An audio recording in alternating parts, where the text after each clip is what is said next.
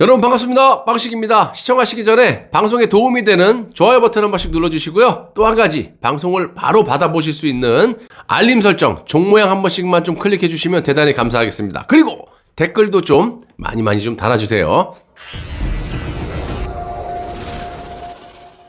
자, 여러분 이번 시간은 박근혜 대통령의 탄핵의 진실 시간입니다. 박근혜 대통령을 비난하는 사람들 중에 공통적으로 지적하는 점이 바로 소통, 불통입니다. 그런데 이것도 일종의 프레임이라고 보는 것이 오늘 방송을 보시면 얼마나 이 밑에 사람들을 박근혜 대통령이 배려한 것인지를 여러분들이 아실 수가 있습니다. 박근혜 대통령과 독대를 1년에 한 번밖에 못했다는 전직 장관이었던 조윤선의 이런 발언이 화제가 된 적도 있었는데요. 이에 대해 청와대 정무수석과 홍보수석을 지낸 또 당 대표까지 했던 이정현은 이렇게 얘기를 합니다. 박근혜 대통령의 소통수단은 전화독대다. 이게 이정현의 설명입니다. 그러면서 전화는 박근혜 대통령이 직접 겁니다. 비서진을 통하지 않습니다. 장관이든 청와대 참모든 누구를 가리지 않고 상대방이 전화를 받으면 박근혜 대통령은 저예요 라고 하면서 말을 시작합니다.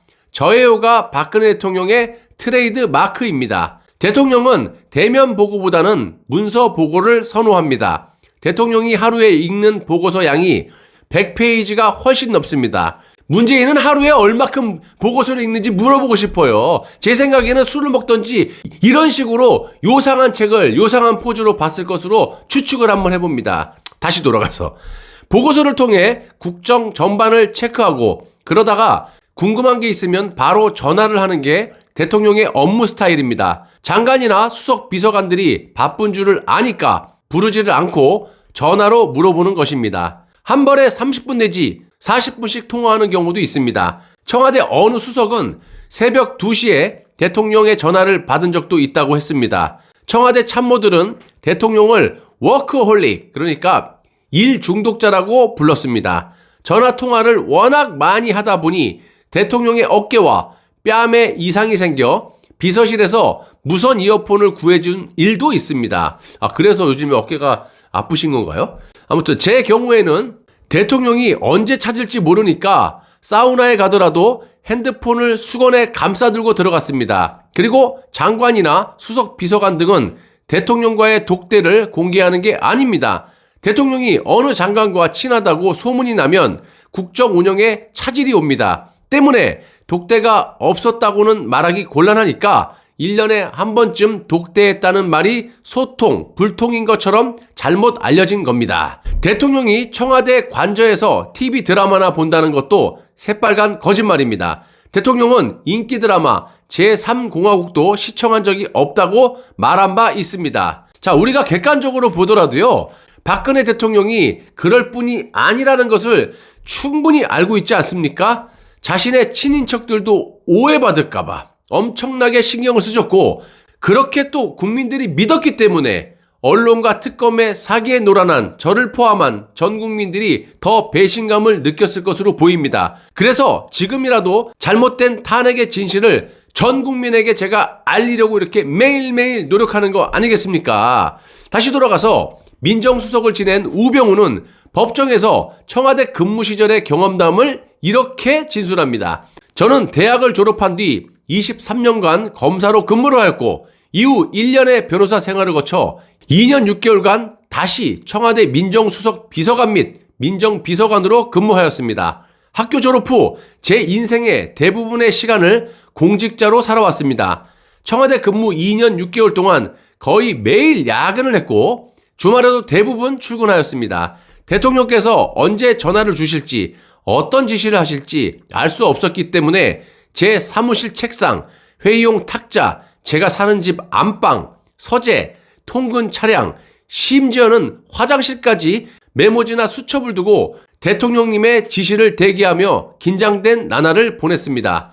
하지만 이렇듯 일만 알고 살아온 저의 인생은 잘못된 언론 보도 한 줄로 한순간 온 국민의 지탄을 받아 마땅한 대상으로 전락하였습니다.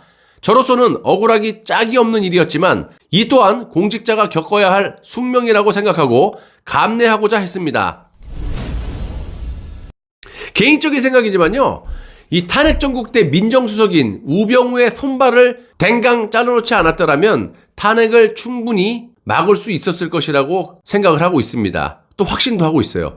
자, 만약 그렇게 되었더라면 지금의 이런 세상에서 우리가 살지 않았을 거라고 확신을 하고요. 당연히 탄핵 세력들은 반대로 이런 사실을 미리 계획하고 우병우라는 허리를 댕강 끊어놓고 보급로를 끊어놓는 거죠. 전쟁을 어떻게 해요? 보급로를 싹둑 끊어놓는데 그걸 허리를 끊어놓는데 어떻게 힘을 씁니까?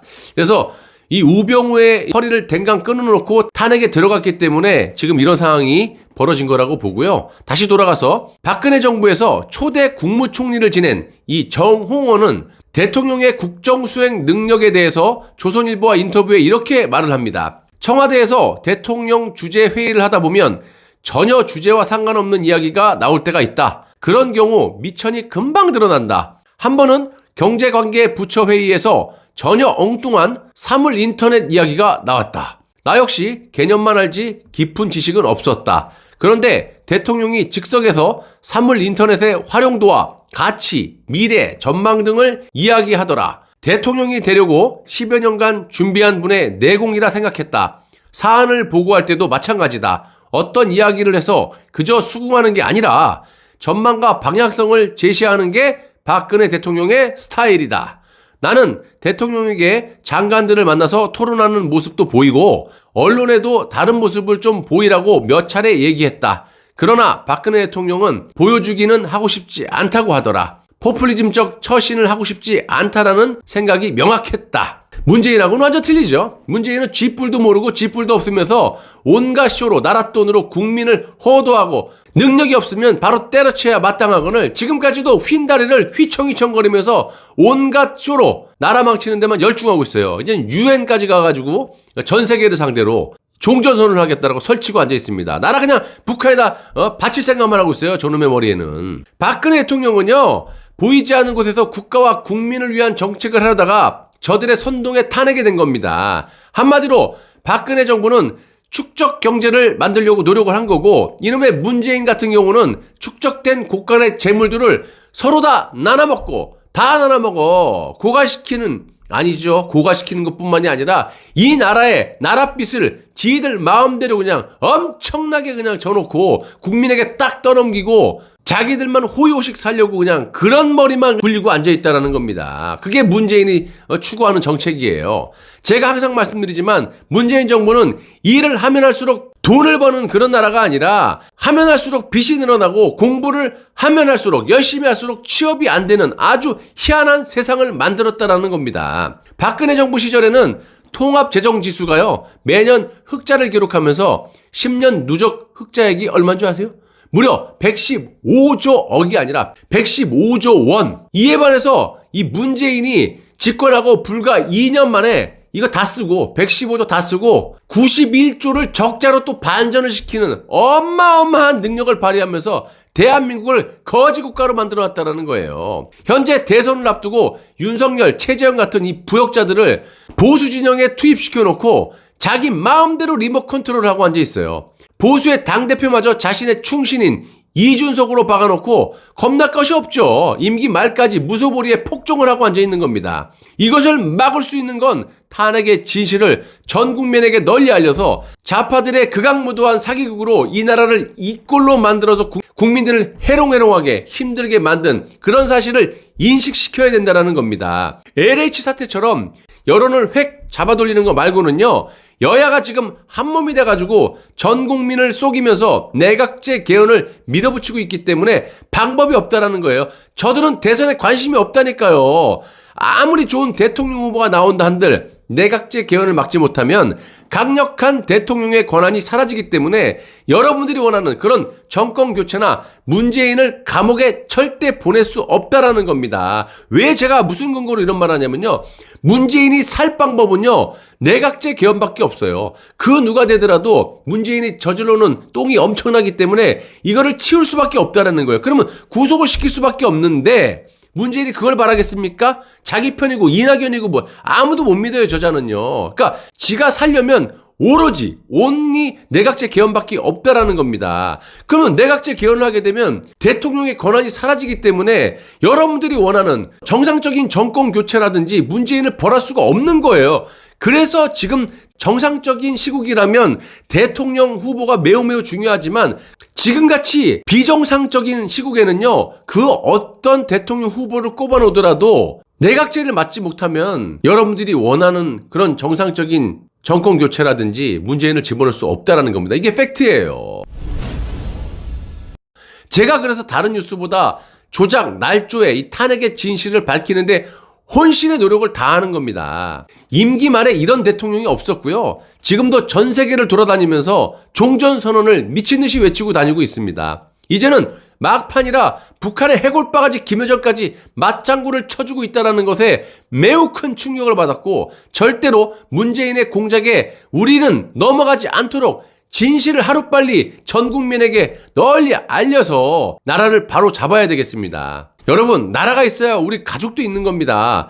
이 나라의 주인은 여러분들이시잖아요. 그렇기 때문에 이 나라는 우리 손으로 지켜야 되고 우리 손으로 발전시켜야 됩니다. 정치꾼들요, 저것도 싹 다 없애야 돼요. 저것들이 나라 망쳐먹는 짓만 하지 무슨 놈의 나라를 구하고 무슨 놈의 나라 발전을 위해서 뭘 하겠다라는 거예요. 나라 꼬라지가 이 모양인데 지들 밥그릇 챙기려고 혈안이 돼 있는데 꼴을 한번 보세요. 하나하나 꼴을 보라고요. 이 새치 혓바닥으로만 나불나불 그러지 무슨 행동을 보여준 게 뭐가 있느냐 이 말이에요. 직을 걸고 한번 싸우라 그러면은 거기서 말도 못해요.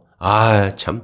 나라가 없는데 살아서 뭐합니까라는 각오로 하루하루 거짓없는 진실된 애국방송 저라도 열심히 제작해서 여러분들께 제공해드릴 것을 약속드립니다. 많은 분들께 제 방송 널리 알려주시고 특히 탄핵의 진실 이거 꼭 전 국민이 알 수 있게 여러분들의 협조를 부탁드리겠습니다.